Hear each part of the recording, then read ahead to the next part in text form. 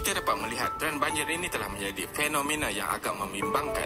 Ia berlaku di kawasan yang tidak dijangka sehinggalah ke kawasan bandar yang padat.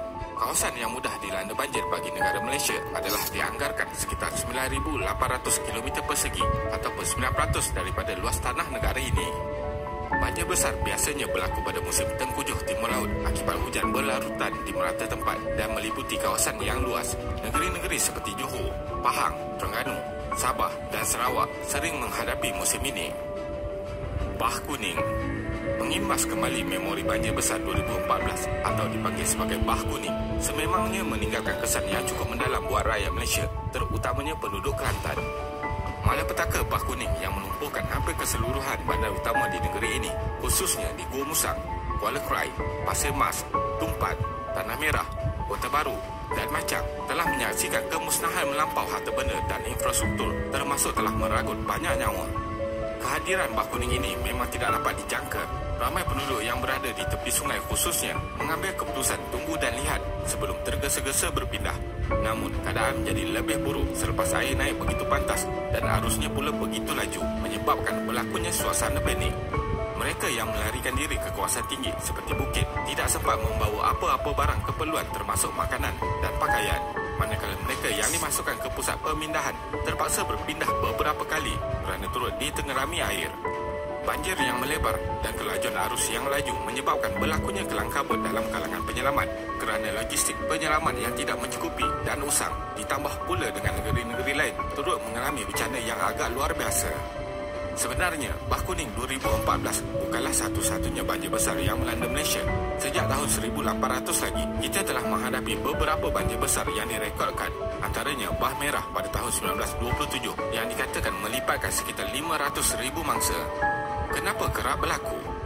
Selain daripada faktor alam yang tidak boleh dijangka seperti hujan lebat, terdapat banyak lagi sebab yang menjadi penyumbang besar berlakunya banjir. Antaranya adalah pembangunan yang tidak terancang.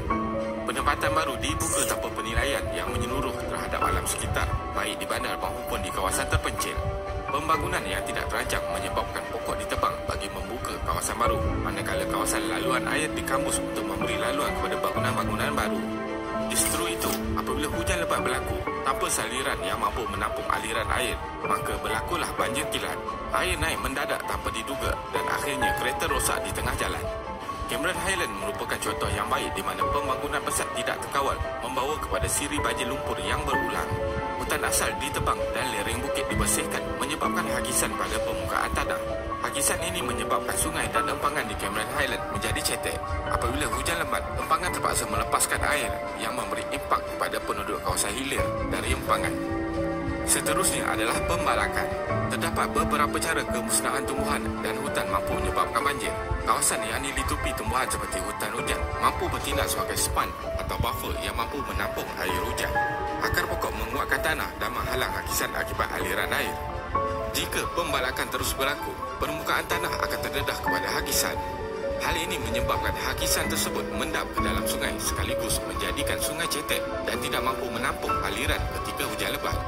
Disebabkan itulah banjir teruk membawa lumpur yang melanda negeri pantai timur Semenanjung sejak beberapa tahun ini bukan disebabkan faktor semula jadi sahaja. Sebaliknya, diburukkan aktiviti penggondolan hutan yang semakin berleluasa. Negeri di pantai timur kini menunjukkan ciri ketidakstabilan aspek geologi di mana menyebabkan bencana alam boleh berlaku secara tidak terkawal. Jika pembalakan berterusan seperti sekarang, kami percaya kita akan dapat melihat banjir tidak terkawal akan melanda setiap tahun dan bukannya 5 atau 10 tahun sekali seperti berlaku sebelum ini. Seterusnya adalah sistem peperitan dan saliran yang tidak diselenggara dengan baik. Isu ini sebenarnya lebih banyak berlaku di kawasan bandar walaupun tidak dinafikan banjir kilat akibat masalah sistem peperitan juga boleh berlaku di luar bandar. Sistem peperitan yang tidak diselenggara dengan baik termasuklah mendapan pasir dan juga sampah sarap yang secara tidak langsung mencetekkan parit. Malah dalam sesetengah kes, aliran air tidak boleh berlaku akibat saliran tersumbat. Pengawasan yang lemah, sikap tidak peduli dan kekurangan peruntukan adalah faktor utama mengapa kemudahan di bandar besar tidak diselenggara dengan baik. Kemudian, perubahan iklim juga adalah antara faktor yang menyebabkan banjir. Walaupun terdapat pihak yang menidakkan perkara ini, kita perlu terima bahawa perubahan iklim sedang berlaku akibat pemanasan global. Justru itu, kita perlu menjangkakan cuaca yang lebih tidak menentu untuk tahun-tahun yang akan datang. Impak yang lebih jelas ialah peningkatan arus laut akibat pencairan glasier di kutub pesisir pantai yang rendah terdedah kepada banjir setiap kali air pasang. Impak yang lebih kompleks pula berkait rapat dengan fenomena El Nino dan La Nina yang menyebabkan cuaca kemarau dan juga monsun yang lebih ekstrim. Kesan banjir. Banjir memberikan beberapa kesan yang tidak baik terhadap semua hidupan sehingga boleh membawa kematian. Air banjir yang bertakung terlalu lama di kawasan pertanian menyebabkan tanaman mati. Antara tanaman yang mudah mati adalah getah, koko, kelapa sawit dan padi. Kemusnahan tanaman ini akan merugikan para petani. Ternakan juga terkorban kerana terperangkap dalam banjir.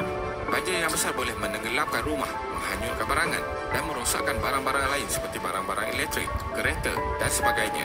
Ini membawa kerugian yang besar kepada penduduk. Banjir sering merosakkan harta awam seperti jalan raya, bangunan dan mengakibatkan pelbagai jenis penyakit. Kesemua ini memerlukan kos penyelenggaraan yang tinggi. Selain itu, kerajaan juga terpaksa menyediakan pelbagai keperluan asas seperti makanan dan minuman, ubat-ubatan di samping menyediakan penempatan sementara untuk mangsa banjir. Kesimpulannya, bencana banjir di Malaysia telah mengakibatkan kerugian ratusan jutaan ringgit dan lebih teruk lagi mengakibatkan kematian. Ribuan lagi telah kehilangan tempat berteduh selepas rumah mereka musnah sama sekali. Kerajaan yang ada perlu memainkan peranan utama dalam mengurangkan risiko serta kesan bencana ini. Walaupun hujan pada kadar luar biasa sering menjadi alasan berlakunya banjir, namun perlu diberi perhatian bahawa kebanyakan faktor yang diberikan adalah berpunca daripada tangan manusia itu sendiri. Selain itu, agensi dan kumpulan yang terlibat perlu bersedia supaya jika berlaku banjir, tidak perlulah menunggu sehingga berada di atas bumbung rumah barulah mahu